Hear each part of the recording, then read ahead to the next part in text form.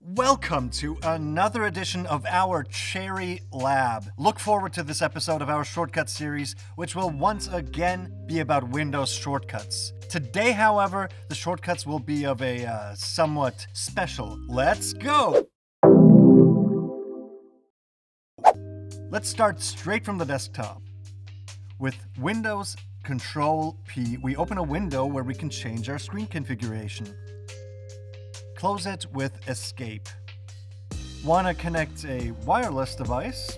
Now where was the right menu for that again? Try Windows K. And now, watch out because next is the most popular shortcut among everyone at Cherry. Ta-da! With Windows Shift S, you can select any area of your screen and take a screenshot. This image is now on your clipboard, from where you can paste it to wherever you want with Control V. But hold on to your hats because we're really turning up the heat now. With left shift, alt print, we can switch to high contrast display mode, which can be helpful, for example, for people with eye problems. We can leave this mode via the same shortcut.